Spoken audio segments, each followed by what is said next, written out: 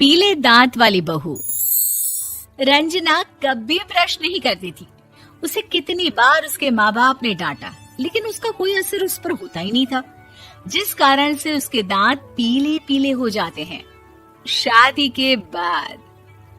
अरे बहू, वैसे तो तुझ में कोई कमी नहीं है, पर तेरे दांत इतने पीले कैसे हैं बेटा?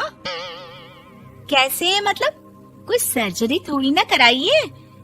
वो तो क्या नाम, मैं ब्रश नहीं करती थी तो पीले हो गए। अब क्या करूं?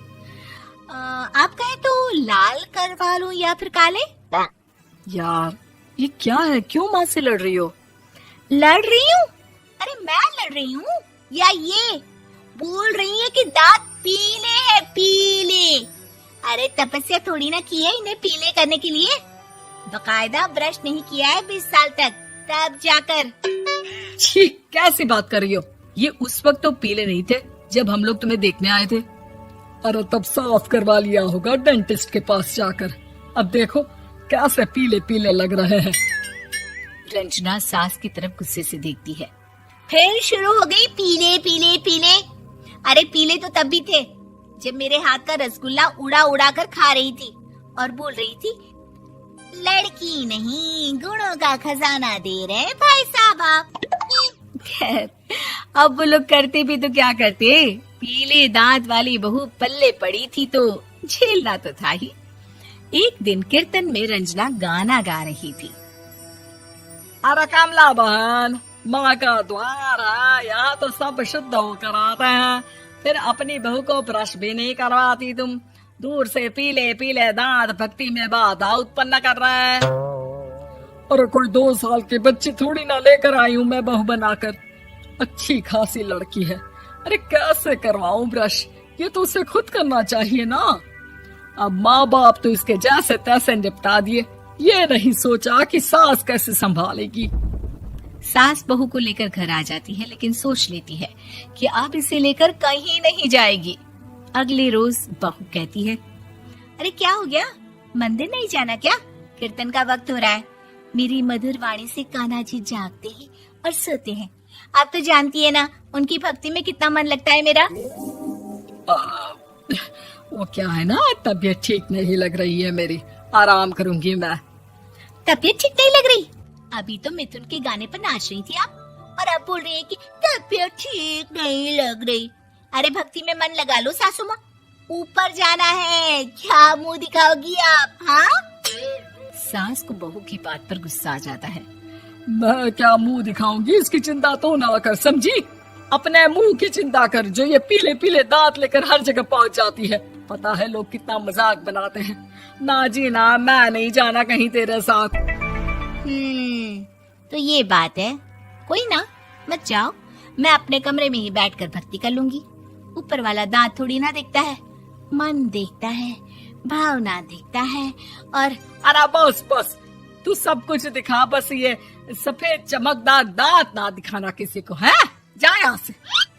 बहू को सास की बात का कोई फर्क नहीं पड़ता, वो तो जैसी थी वैसी ही रह जाती है। सुबह नहाकर किचन में खाना बनाना, फिर खाना खाना, कीर्तन भजन करना और सो जाना। एक दिन, माँ जी मैं सहेली के घर जा रही हूँ, शाम को लेट आऊंगी। हाँ हाँ तो जाना, मैंने कौन सा तेरी आरती करनी है घर पर बैठकर। रंजना सहेली के घर जाती है, जहाँ वो पार्टी में जाने की तैयारी कर रही होती है। अरे शिखा, कहाँ जाने की तैयारी कर रही है? मैं गलत वक्त पर आ गई क्या? अरे नहीं यार, उल्टा सही वक्त पर आई है।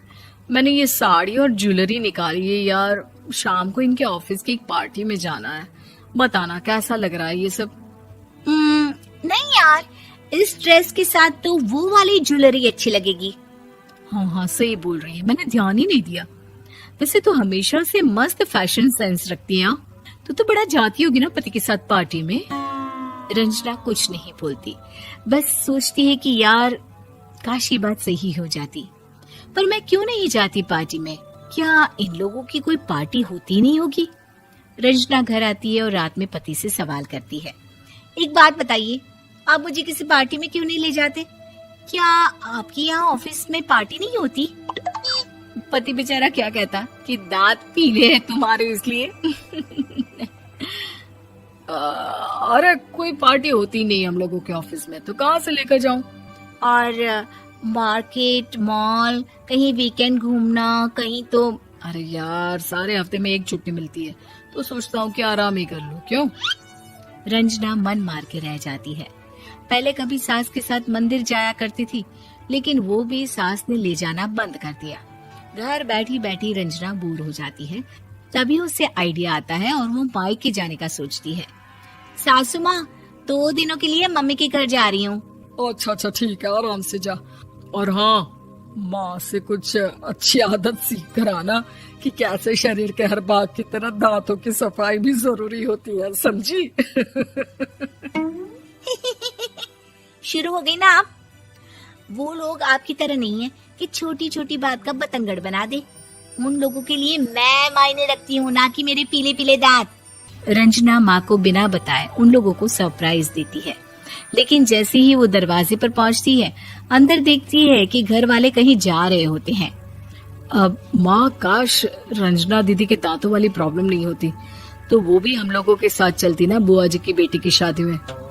हाँ बेटा, लेकिन अब उसे कौन समझाए कि उसको उसके पीले दांत नहीं दिखते, लेकिन उसके आसपास के लोगों को कितना एम्बैरेसिंग फील कराते हैं। मुझे तो कितनी बार उसके स्कूल की टीचर ने शिकायत की कि उसके साथ कोई लड़की बैठना भी नहीं चाहती, और ना ही कॉलेज में कोई उससे बात करना चाहता था। लेकिन पता नहीं क्यों उसे ये बात समझ में ही नहीं आती। कोई कमी नहीं है उस लड़की में, बस यही कि दांत पीले हैं। वो तो भला हो जीजा जी और उनकी माँ का, जो दीदी को जैसी है वैसे ही रखा हुआ है। रंजना को अपने घर वालों की बात सुनकर बहुत दुख होता है। वो सोचती है कि वो क्या करे, लेकिन फिर वो सीधा डेंटिस्ट के पास जाती है, अपने दांत चमकाती है और कसम खाती है कि वो रोज ब्रश करेगी। अरे क्या हो गया? तुम तो 2 दिनों के लिए गई थी ना? पर कोई ना, अच्छा है, चलो आ गई तो। रंजना सास के सामने आकर खड़ी हो जाती है और पूरी स्माइल करती है, उसके चमकदार दांतों को दिखाती हुई। हैं? चले मंदिर? माँ, मुझे माफ कर दीजिए, मैंने आप लोगों